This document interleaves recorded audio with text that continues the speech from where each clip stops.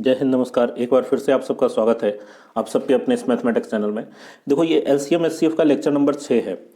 इसके पहले lecture number 5 हो चुका है। 5 में हम लोगों ने एचसीएफ महत्तम समापवर्तक का बेसिक कॉन्सेप्ट देखा था और उससे रिलेटेड क्वेश्चंस भी किए थे। तो काफ़ी इंपॉर्टेंट है वो वीडियो, क्योंकि उसमें काफ़ी कुछ बताया गया था आपको। विभाजन मेथड क्या होता है, अभाज्य गुणनखंड मेथड क्या है, फिर मेरा मेथड जिससे कि बहुत आसानी से आप क्वेश्चन को सॉल्व कर सकते हैं देखते के साथ। तो वो सब उसमें था। तो अगर नहीं देखा हो तो ज़रूर से देख लीजिए। वैसे एक छोटा सा रिवीजन करते हुए हम लोग चलेंगे, ताकि जो लोग देख भी चुके हैं एक रिकॉल हो जाए। फिर इस वीडियो में जो भी है उसको हम लोग बहुत आसानी से समझ सकेंगे। ठीक है, तो देखो एक सिंपल सा एग्जाम्पल से शुरू करते हैं। जैसे मान लो 15 और 36 कोई दो संख्याएं हैं। ठीक है, इसका अगर मसा निकालने के लिए कहा जाता है तो पहला तरीका आप लोग को बताया था कि विभाजन मेथड है। 15 से 36 में भाग दे लो, 2 बार में आएगा 30, घट के आया 6। अब 6 को घेरेंगे, ये भाजक इस तरफ आ जाएगा, मतलब भाजक को भाज्य बना देना है। 6 से 2 बार में आएगा 12, घट के आया 3। अब 3 को हम लोग घेरेंगे और ये जो 6 भाजक है इसको भाज्य बना देंगे। तो 3 से 6 में 2 बार में लगाएंगे 6, घट गया, खत्म हो गया। तो इसका मसा क्या हो गया भाई? इसका मसा हो गया 3, है ना। और दूसरा तरीका आप लोग को बताया था कि इस 15 का अभाज्य गुणनखंड करेंगे तो 3 गुना 5 होगा। और 36 को कोई तोड़ना चाहेगा तो भाई 36 क्या होता है? 9 गुना 4 होता है। तो 4 का मतलब क्या होता है? 2 गुना 2, और 9 का मतलब है 3 गुना 3। तो 36 और 15 अभाज्य गुणनखंड में टूट गया। और इसका मसा निकालने का तरीका क्या बताया गया था आप लोग को? कि हर एक संख्या को देखेंगे और जो कॉमन संख्या दिखेगा उसी को हम लोग सेलेक्ट करेंगे, और उसमें भी जो कम वाला होगा वो लेंगे। अब देखो, 2 केवल यहाँ 36 में, 15 में है नहीं, तो 2 लेने का जरूरत नहीं है। 3 कहाँ है? 15 में 1 बार है, 36 में 2 बार है। तो है तो दोनों में, लेकिन लेंगे कम वाला। तो मसा हो गया कौन? 15 वाला 3। ये जो एक 3 है उसको ले लिया।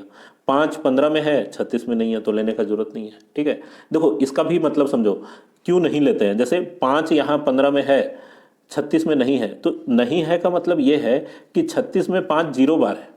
ठीक है, नहीं है का मतलब क्या है कि यहाँ 5 का पावर 1 है और इसमें 5 का पावर 0 है।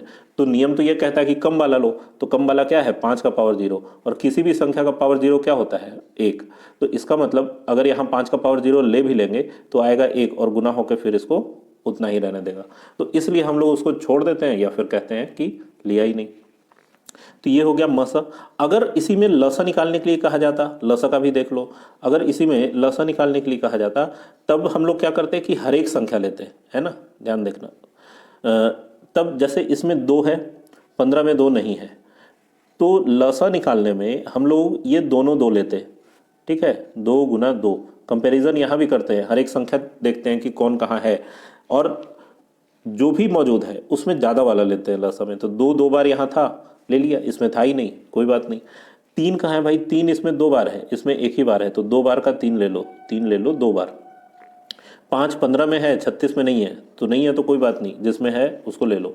ये हो गया 5। और लसा कितना हो जाएगा? 2 दूना 4 और 3 तिया 9, 9 चौका कितना हो गया? 36। 36 गुना 5 होता है 180। ये हो गया लसा।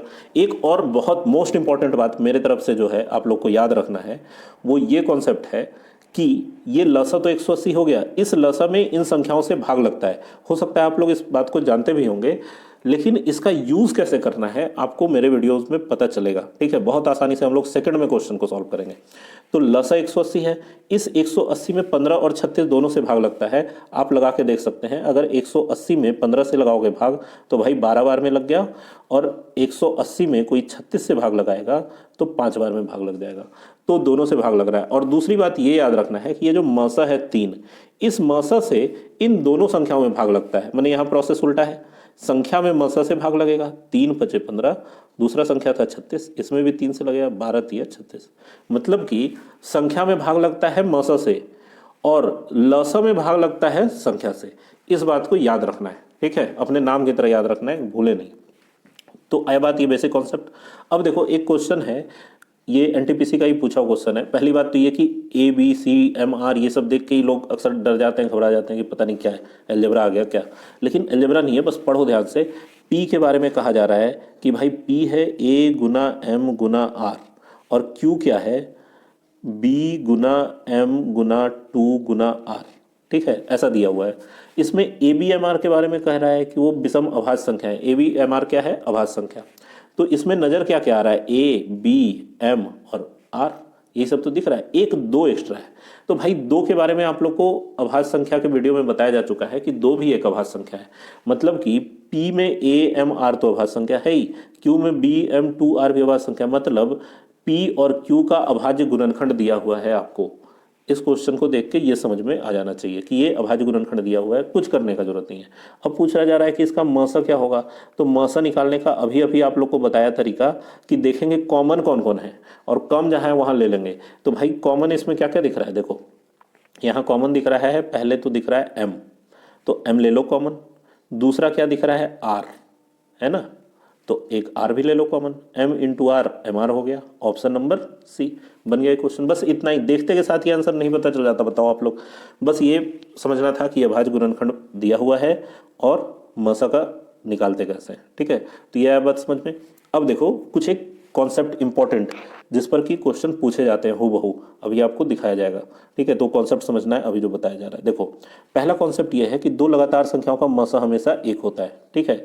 तो लगातार संख्याओं का मसा एक होता है, कौन सी बड़ी बात है, लगातार संख्या कोई भी ले लो, 9 और 10, अब इनका मसा एक होता है। या तो इसको याद रखो, ये कॉन्सेप्ट है, और नहीं तो फिर परीक्षा में अगर आ गया तो ऐसे घेर घेर के बनाना पड़ेगा। 9 एकम 9, 10 में से 9 घटा 1, फिर 1 से 9 में भाग लगाएंगे 9 बार में, फिर 9 आएगा, फिर घटा के इसको खत्म करेंगे, तो मसा क्या आएगा, एक। तो इतना मेहनत नहीं करेंगे, हम लोग याद रखेंगे कि दो लगातार संख्याएं हैं तो उसका मसा हर हाल में क्या आएगा, एक आएगा। और लसा क्या आएगा, तो लसा वाले वीडियो में बताया जा चुका है आप लोग को कि दो लगातार संख्याओं का लसा हमेशा उनके गुणनफल के बराबर होता है। मतलब कोई दिमाग नहीं लगाना है, ऐसे घेर घेर के बनाने का कोशिश भी नहीं करना है। 9 और 10 लगातार देख रहे हैं ना, तो सीधे उसको गुना करके बोलिए 9 दहें 90 इसका लसा होगा, ठीक है, 100% गारंटी। इसको याद रखना है, मसा एक होगा और लसा क्या होगा, उनके गुणनफल के बराबर। पहला कॉन्सेप्ट। दूसरा कॉन्सेप्ट, चलो रुक जाओ, पहले इस पर एक क्वेश्चन आ रहा है। क्वेश्चन ये है कि n और n+1 का मसा बताओ। अब देखो n और n+1 का मतलब ही है कि ये लगातार है। n कोई संख्या है, एक उससे ज़्यादा वाला, मतलब जैसे अभी लिया था n अगर 9 होता तो n+1 मतलब 9+1 कितना आ जाता, 10। तो ये तो लगातार संख्या निकल के आ रहा है। तो अगर आपको ये पता है कि लगातार संख्याओं का मसा एक होता है, तो देखते के साथ क्या आंसर नहीं कर देंगे कि आंसर ऑप्शन नंबर डी होना चाहिए, क्योंकि n और n+1 क्या है, लगातार है। तो लगातार संख्याओं का मसा क्या होगा, एक होगा। अगर इसी में पूछा जाता कि लसा क्या होगा, तो भाई बताओ लसा क्या होना चाहिए, संख्याओं का गुणनफल। तो संख्या क्या है, n और n+1, ये होगा इसका लसा। अगर ये पूछा जाता तो ये आंसर करते लसा, ठीक है। तो नोट कर लीजिए, हर एक चीज़ को लिखते हुए जाइए। जब भी वीडियो देखते हैं तो ज़रूर एक सही विद्यार्थी की तरह कॉपी कलम लेके बैठिए, क्योंकि प्रॉपर नोट्स तैयार होगा वही आपके काम आएगा। एग्जाम के टाइम में आप दोबारा वीडियो खोल के नहीं देख पाएंगे, आपके पास आपके हाथ से लिखा हुआ प्रॉपर नोट्स होना चाहिए, वही क्विक रिवीजन में काम आता है। और आजकल तो ऐसा ट्रेंड है कि शॉर्ट्स भी आ रहे हैं क्वेश्चन के, तो कई लोग शॉर्ट्स देख के ही काम चला रहे हैं, उनको लगता है कि शॉर्ट्स देख के ही एग्ज़ाम निकल जाएगा, है ना। तो ये तो कभी होने वाला नहीं है कि शॉर्ट्स से सिलेबस कंप्लीट हो जाए, क्योंकि शॉर्ट्स पे आप देखोगे कि बहुत सारे व्यूज़ होते हैं, ठीक है, और शॉर्ट्स देख के लोग सब्सक्राइब भी कर लेते हैं, लेकिन फिर चैनल पे वो वीडियो नहीं देखते। तो भाई जब तक आप डिटेल में नहीं कॉन्सेप्ट को समझेंगे, केवल शॉर्ट्स देख के तो किसी का रिजल्ट होने वाला है नहीं, ठीक है। तो इस बात को याद रखना है। दूसरा चीज़ देखो, सेकंड कॉन्सेप्ट क्या है कि दो अभाज्य संख्याओं का मसा हमेशा एक होता है। अब अभाज्य संख्याओं का मसा एक होता है, अभाज्य संख्या कौन कौन है, कोई भी दो अभाज्य संख्या ले लो, 11 और 17 ले लो मान लो, ठीक है, ये दो अभाज्य संख्या है, इनका मसा एक होता है क्या, चलो चेक करना चाहें तो कर सकते हैं। 11 से 17 में भाग लगा लें, 11 एकम 11 घट के आया 6, 6 से फिर 11 में भाग लगेगा, 6 एकम 6, 11 में से 6 घटा कितना आया 5, अब 5 से 6 में भाग लगेगा, 5 एकम 5 घट के आया कितना 1, 1 से फिर इस 5 में भाग लगेगा, 1 बचे 5 घट के क्या आ गया, कुछ भी नहीं, 0। तो मसा कितना निकल के आया, 1। तो दो लगातार संख्याओं का मसा क्या सॉरी दो अभाज्य संख्याओं का मसा क्या होगा भाई, 1। और दो अभाज्य संख्याओं का लसा क्या होगा, तो ये भी लसा के वीडियो में बताया जा चुका है कि दो अभाज्य संख्याओं का लसा क्या होना चाहिए, उनका गुणनफल 11 गुना 17। तो 11 और 17 को गुना करने के लिए लिख के गुना करने का जरूरत नहीं है, 17 एकम 17 का 7, बाकी 1, फिर 17 एकम 17 और 1 18, लसा कितना होगा 187। आया बात समझ में, गुना भी करोगे तो यही आएगा, ठीक है। तो मसा 1 आएगा और लसा 187, मतलब मसा हमेशा 1 होगा, लसा संख्याओं के गुणनफल के बराबर होगा, दो अभाज्य संख्याओं का भी। तीसरा कॉन्सेप्ट क्या है, दो सह अभाज्य संख्याओं का मसा हमेशा 1 होता है। अब सह अभाज्य संख्या क्या होती है ये भी आप लोग को बताया जा चुका है अभाज्य संख्या के वीडियो में। देखो सह अभाज्य संख्या का अभाज्य होना जरूरी नहीं है, जैसे मान लो दो संख्या कोई भी है, 9 और 25 है, ठीक है, ये दोनों अभाज्य संख्या नहीं है, 9 भाज्य है 25 भी भाज्य है, लेकिन चूंकि आपस में इनका मसा कोई कॉमन फैक्टर इसमें नहीं होता है, तो इसलिए इनको हम लोग सह अभाज्य कहते हैं। ठीक है, इसमें कोई कॉमन फैक्टर नहीं है। 9 क्या है भाई, 3 गुना 3 है, और 25 क्या है, 25 क्या है, 5 गुना 5 है, इसमें कोई कॉमन नजर आ रहा है, कुछ भी नहीं है, तो इसलिए इसका मसा क्या होता है, 1 होता है ना, मसा इसका 1 होता है, इस बात को याद रखना है। और इसका अगर लसा पूछ दिया जाए, लसा पूछ दिया जाए तो लसा भी 9 गुना 25 होगा, है ना, जैसे पीछे वाले दोनों कॉन्सेप्ट में हुआ कि लसा संख्याओं के गुणनफल के बराबर होता है, वैसे ही इसका लसा भी संख्याओं के गुणनफल के बराबर होता है। तो 25 गुना 9 कितना, 225। आया बात समझ में। और मसा 1 क्यों होता है, अगर आप निकालना चाहें तो 9 से 25 में भाग देके निकालनी, आप लोग के लिए छोड़ रहा हूँ, ठीक है, क्योंकि पीछे बताया जा चुका है दो में। तो ये तीनों कॉन्सेप्ट समझ में आया। अब देखो इसी कॉन्सेप्ट पे रिलेटेड कम्युनिटी पोस्ट मैंने डाला था अपने चैनल पे, आप लोग जाके विजिट करके भी देख सकते हैं, बहुत सारे क्वेश्चन है उसमें, अच्छे अच्छे कॉन्सेप्चुअल। तो उसमें मैक्सिमम लोग गलत आंसर कर रहे हैं, बड़े अफसोस की बात है। मेरे जितने भी पोस्ट डाले हुए हैं ना, अधिकतर में गलत ही आंसर मैक्सिमम लोगों का आया है। तो इससे ये पता चलता है कि कॉन्सेप्ट की बहुत ज़्यादा कमी है। ठीक है, अगर कॉन्सेप्ट सही तरीके से नहीं समझते हैं तो क्वेश्चन गलत होंगे। और बेसिक कॉन्सेप्ट है, कोई कैलकुलेटिव क्वेश्चन नहीं है, आप जाके देख सकते हैं, 0 क्या है, 1 क्या है, ठीक है, पाई क्या है, इस तरह के क्वेश्चन है, वो भी गलत है कि मतलब उसके बारे में फैक्ट ही नहीं पता। जैसे देखो इनमें से किसका मस HCF 1 होता है, किसका HCF 1 होगा, तो इसमें अभाज्य संख्या में 81% लोग टिक कर रहे हैं। ठीक है, सह अभाज्य को मान ही नहीं रहे हैं, 10% लोग कह रहे हैं कि सह अभाज्य संख्या का मौसा 1 हो सकता है। लगातार संख्याओं को और 3% लोग ही कह रहे हैं कि 1 हो सकता है मौसा। आंसर इसका क्या होना चाहिए, उपरोक्त सभी, क्योंकि इन तीनों का मौसा 1 होता है।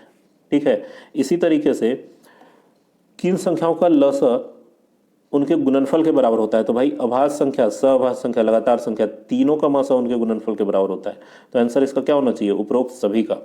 ठीक है, तो ये जो 6% नजर आ रहा है ना, ये लड़के देंगे रिजल्ट। आया बात समझ में, कॉन्सेप्ट क्लियर होना चाहिए। अब देखो दो धनात्मक पूर्णांक हैं x और y, ठीक है, x और y दो धनात्मक पूर्णांक हैं, इनका लसा है xy, लसा क्या है xy, तो दोनों संख्याओं का मसा क्या होगा।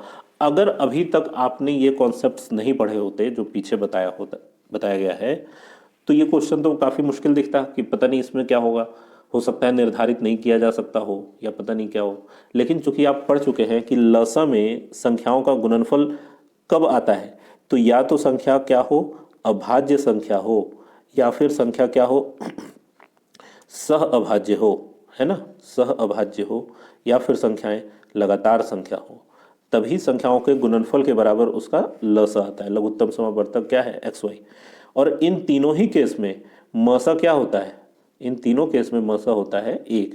तो हम लोग को कुछ करने का जरूरत नहीं है, लसा जहां देखा XY, इसका मतलब जरूर अभाज्य संख्या होगा या सहअभाज्य होगा या लगातार संख्या होगा, उसका मसा होता है 1, मैंने ऑप्शन नंबर ए इसका आंसर हुआ।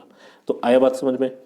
अब देखो पिछले वीडियो में एक दो क्वेश्चन जो है आप लोग के लिए दिया था मैंने कि कमेंट में उत्तर कीजिए, उसका यहाँ सॉल्यूशन आप लोग को दे दे रहे हैं। हर एक वीडियो में जो भी क्वेश्चन आप लोग को के लिए छोड़ा जाता है उसका सॉल्यूशन नेक्स्ट वीडियो में जरूर आ जाता है। ठीक है, तो देखो ये जो क्वेश्चन है इसका मसा निकालना है। अब इसमें कोई अगर देख के ये समझता है कि भाई ये अभाज्य गुणनखंड में दिया हुआ है, तो ऐसा नहीं है। इसमें 5 तो अभाज्य संख्या है, ये 4 अभाज्य संख्या नहीं है।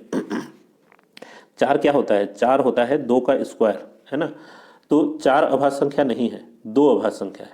तो 4 का क्यूब यहाँ कहा जा रहा है पहले वाले पार्ट में, तो ये 2 के स्क्वायर का क्यूब होगा, मतलब 2 का पावर 3 दूना 6, 2 का पावर 6 होगा।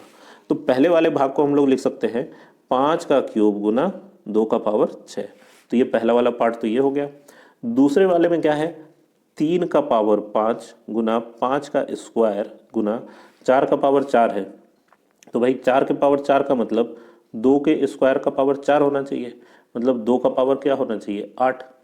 तो 2 का पावर 8। अब ये बना अभाज्य गुणनखंड। तीसरा क्या है, तीसरे में 3 का स्क्वायर है गुना 5 है, 5 मतलब 5 का पावर 1, और 4 का क्यूब है तो 4 का क्यूब हम लोग ऑलरेडी निकाल चुके हैं, 2 का पावर 6।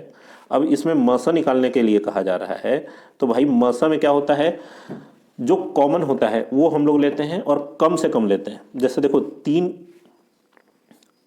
3 जो है यहाँ तीसरे में है, दूसरे में है, पहले वाले में 3 है ही नहीं, तो 3 लेने का जरूरत ही नहीं है, क्योंकि 3 यहाँ 0 है तो समझ लो 0 ही ले लिया, 3 का पावर 0 ले लिया। 5 यहाँ 1 बार है, यहाँ 2 बार है, यहाँ 3 बार है, तो सबसे कम वाला लेंगे। सबसे कम कौन सा है, ये 5 का पावर 1, 5 का पावर 1 सबसे कम वाला। 2 का पावर 6 है यहाँ, 2 का पावर 8 है यहाँ, 2 का पावर 6 है, तो कम वाला ले लो 2 का पावर 6।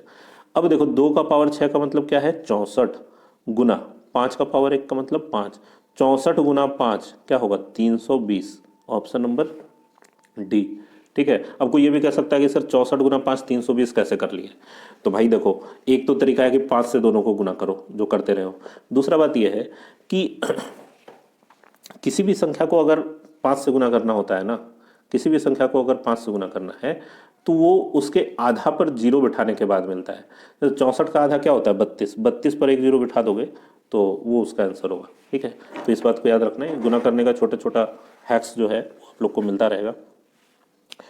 देखो एक क्वेश्चन ये भी दिया गया था पिछले वीडियो में आप लोग के लिए कि बड़ी से बड़ी संभव लंबाई, बड़ी से बड़ी जहां होता है वहां क्या करना होता है, मसा, ये बताया जा चुका है। बड़ी से बड़ी संभव लंबाई ज्ञात कीजिए जिसका उपयोग 7 metre, 3 metre 85 centimetre, 12 metre 95 centimetre की लंबाई को सटीक रूप से मापने के लिए किया जा सके। अब देखो क्वेश्चन में मीटर सेंटीमीटर है, ऑप्शन सारा सेंटीमीटर में है, तो इससे ये पता चल रहा है कि सबको सेंटीमीटर में बदलना पड़ेगा, है ना। तो भाई 7 मीटर, पहला वाला क्या है 7 मीटर, इसको हम लोग 700 सेंटीमीटर लिख सकते हैं। दूसरा क्या है 3 मीटर 85 सेंटीमीटर, मतलब कि 385 सेंटीमीटर। ये समझने में किसी को दिक्कत हो तो भाई बता देना कमेंट में कि सर कैसे कर दिया 3 मीटर 85 सेंटीमीटर को 385। ठीक है, अलग से बता देंगे। अब 12 मीटर 95 सेंटीमीटर को हम लोग क्या कह सकते हैं, 1295 सेंटीमीटर। ठीक है, तो सबको सेंटीमीटर में बदल लिया। अब हम लोग को करना क्या है कि बड़ी से बड़ी संभव लंबाई ज्ञात करना है, मतलब मसा निकालना है जो इन तीनों लंबाई को सटीक रूप से माप सके। तो देखो अब आपके पास तो कई सारे तरीके हैं, एक तो विभाजन मेथड है, दूसरा मेथड है अभाज्य गुणनखंड। लगाएंगे क्या, तो देखो एक बात याद रखो, क्वेश्चन में जब भी संख्या बहुत बड़ा हो, ठीक है, तो उसमें अभाज्य गुणनखंड नहीं लगाना चाहिए, क्योंकि इस तरीके से घेर घेर के करते रहोगे तो काफ़ी ज़्यादा समय जाएगा। तो इतनी बड़े संख्याओं में हमेशा विभाजन मेथड फायदेमंद रहता है। ठीक है, इसीलिए हम हमेशा कहते हैं कि मेथड सारा समझिए, केवल ट्रिक के पीछे भागिएगा तो फिर एक खास तरह का क्वेश्चन तो सॉल्व हो जाएगा, लेकिन जहाँ थोड़ा सा ट्विस्ट होगा फंस जाएंगे।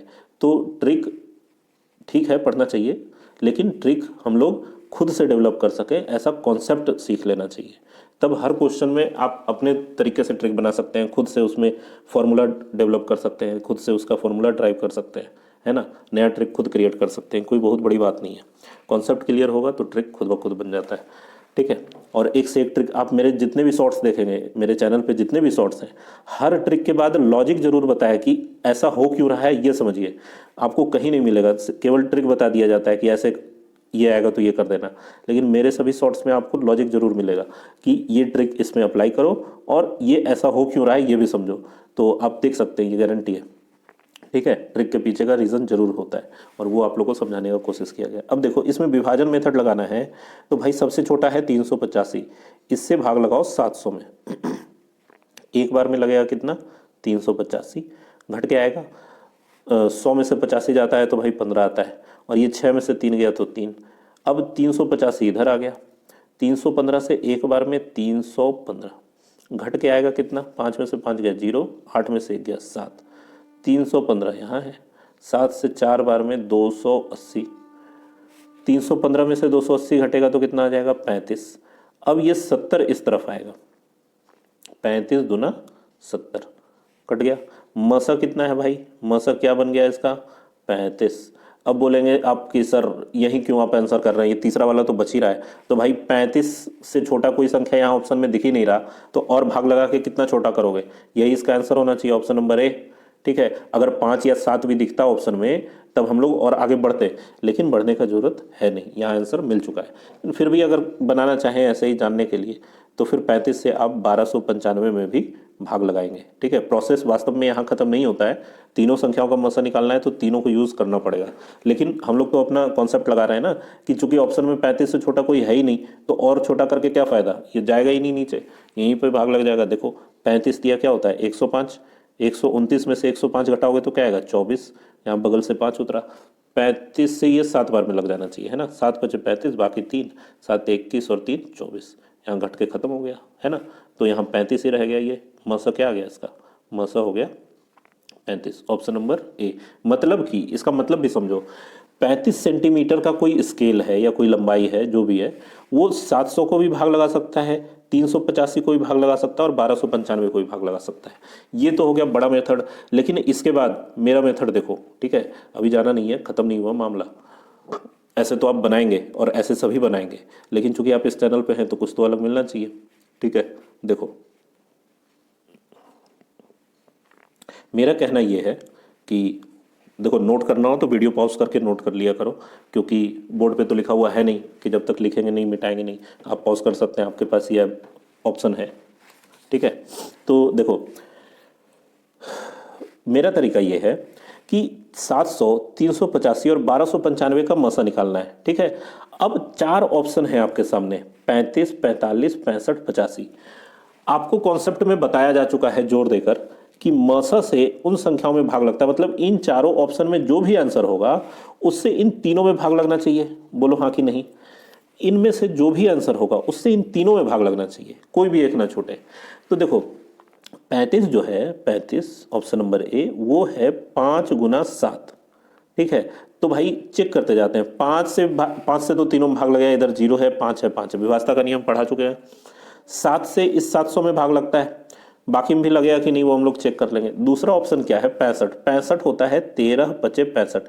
देखते के साथ कोई बता सकता है कि भाई 65 में 13 है और 13 से 700 में भाग नहीं लगेगा, ये बात समझ में आ रहा है कि नहीं। 700 में 7 गुना 100 है, तो 13 से ना 7 में भाग लगता है ना 100 में भाग लगता है, तो 700 में भाग नहीं लगा और एक में नहीं लगा, तो यही काम खत्म हो गया। मसा से तीनों में भाग लगना चाहिए, जब 700 में ही नहीं लगा तो बाकी में लग भी जाएगा तो क्या फ़ायदा है। ठीक है, तो ऑप्शन नंबर बी होगा नहीं। ऑप्शन नंबर सी क्या है 45, 45 में क्या है 9 गुना 5। इस 9 से भी इस 700 में भाग नहीं लगता है, तो 700 में भाग नहीं लगा तो बाकी में लग भी गया अगर, तो कोई फायदा नहीं है, सी नंबर ऑप्शन भी नहीं होगा। डी क्या है 85, 85 का मतलब है 17 गुना 5। ठीक है, 17 से भी 700 में भाग नहीं लगता है, जब पहला ही इसमें भाग नहीं लग रहा है तो बाकी दोनों में अगर लग भी गया तो कोई फायदा नहीं, 85 भी ऑप्शन नहीं होगा। आया बात समझ में, बिना बनाए आंसर मिल गया ऑप्शन नंबर ए, और एग्जाम में आपको करना है यही। इसके लिए पर्याप्त प्रैक्टिस कर लीजिए। मिलते हैं नेक्स्ट वीडियो में, प्रैक्टिस करते रहिए, पढ़ते रहिए।